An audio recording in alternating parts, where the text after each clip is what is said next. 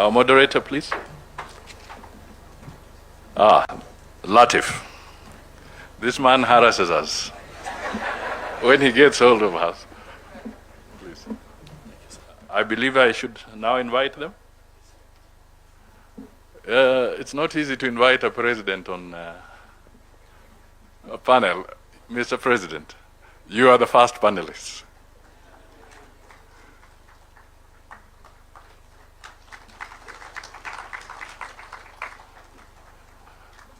The Prime Cabinet Secretary Musalia Mudavadi had already warned President William Samoei Ruto over Erick Latif's interviewing them during the Katiba Day in KICC.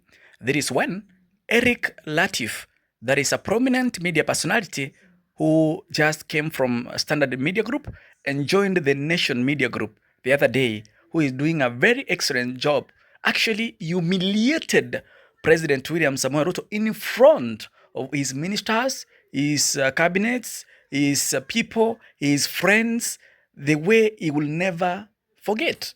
Just see how the Prime Cabinet Secretary Musalia Mudavadi had already warned President Ruto over Erick Latif. Good afternoon. Happy Katiba Day. I want to start on that note because it has to be a happy Katiba Day. On this day, 16 years ago, it was a bright morning when many people gathered at Uhuru Park. I was one of them. And there was renewed hope in this republic that we, the people, were giving ourselves a new constitution. And on that day, we witnessed the birth of the Second Republic. On that day, we hoisted a national flag at Uhuru Park. It's there to date. When you look at that flag, always remember that represents the constitution that we're talking about today. Your Excellency, as we mark this 16th anniversary of our Katiba, we also ought to actually recognize that it is now a national day. And a national day means that we may do whatever else we want to do with ourselves throughout the year, but on one day, we shall anchor ourselves to the supreme law of the land and to the sovereignty of the people of Kenya. And that day is today. Please, let's clap for that.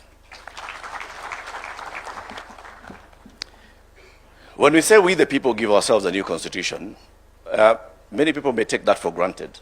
But actually this morning on our show, Fixing the Nation on NTV, we actually asked ourselves the question, if you went around many African countries and asked the people just ordinarily, ndugu jirani, hapa kwenu mna katiba? Some will actually not be able to answer and tell you whether they have a constitution or not. Go to any part of this republic today and mention the word katiba, and people know that we have a constitution. That anchors the fact that we, the people, are the owners of this constitution. We are the sovereign in this constitution. We delegate our sovereignty to institutions and to public offices. And for that reason, we had the various institutions speaking earlier today, and we also have the very top of our arms of government on this panel. Let's clap for them as we start this conversation. I want to start by just acknowledging some of the words that you said, Your Excellency, in your remarks to set the scene for today. You said accountability cannot end with defending institutional territory, observing procedure, or publishing reports. Ultimately, we must account for outcomes, whether we have protected the sovereignty of the people, upheld human dignity, preserved constitutional order, used public resources responsibly, and brought the rights guaranteed by our Constitution within the reach of more citizens. There's no greater responsibility than that's given to the people in our panel today. And I want to start with you, Your Excellency. When you took the oath of office, the first oath of office that you took was the oath of affirmation of allegiance, in which you said, I may remind you, and I'll use the names. Please allow me to use your name. I, William Samoei Ruto, in full realization of the high calling I assume as President of the Republic of Kenya, do swear that I'll be faithful and bear true allegiance to the Republic of Kenya, that I'll obey, preserve, protect, and defend this Constitution of Kenya as by law established, and all other laws of the Republic, and that I'll protect and uphold the sovereignty, integrity, and dignity of the people of Kenya. Our conversation this afternoon, Your Excellency, with the permission with the honorable panelists, I just wanted to make it very short. It's not accountability.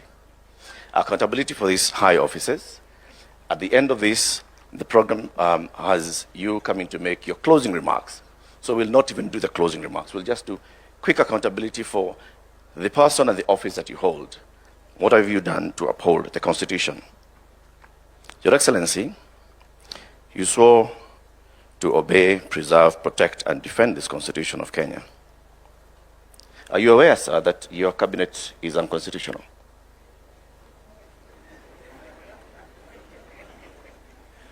Thank you very much, Eric.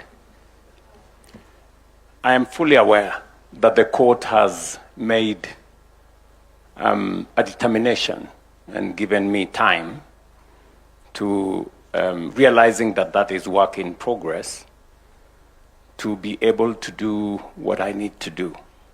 Economy. Allow me to bring you back to my question. Just let me so that I don't lose my trend of thought. Okay. Let me say that often you've used the words that I do not want to repeat, but let me just use them.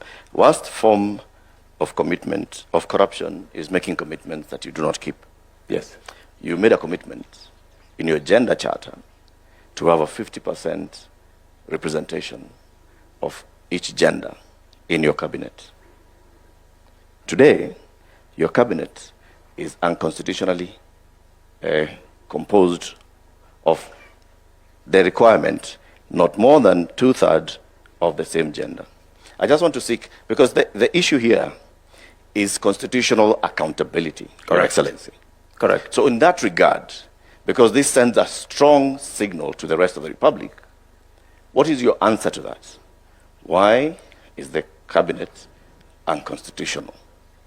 What are you going to do about it? There is a court order that has not been vacated by any other court that has given you until the 28th of October to reconstitute your cabinet. Correct. Precisely what I'm telling you is, in the context of commitments that you make, you may not necessarily get 100%, but you can get 80%. In your estimation, have you passed that exam or did you not pass? If the commitments you made, you have achieved 80%. There are some commitments that are work in progress.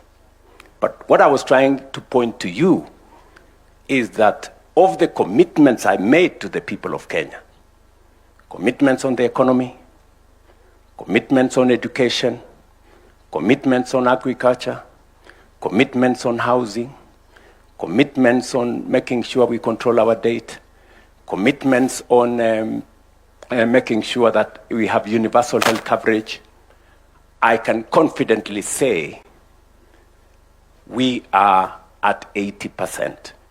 That does not mean we have discharged every commitment. There are commitments that are outstanding. Among them is that one on making sure that we respect the 2/3 gender principle. Will you reconstitute the cabinet? It is, that's a much more simpler thing to say. Okay, let me just... But let me just, we are speaking in context. Yes. Don't make it simplistic. I am not, sir. Because, there are many people who are telling me, for example, I heard exactly what you are saying. You must get 100% for you to have passed. I don't think that is fair to say, for you to have passed, you must get 100%. I think what we are saying is, have we, in the collective assessment of the people of Kenya, Yes. have we kept our part of the bargain substantively? You remember I used the words progressively in my statement several times. Yes. Have we made progress progressively? Yes, we have done. Have we done 100%? No, we have not got 100%. Some of it, as was said here by leaders, is work in progress. And its attainment may not happen today.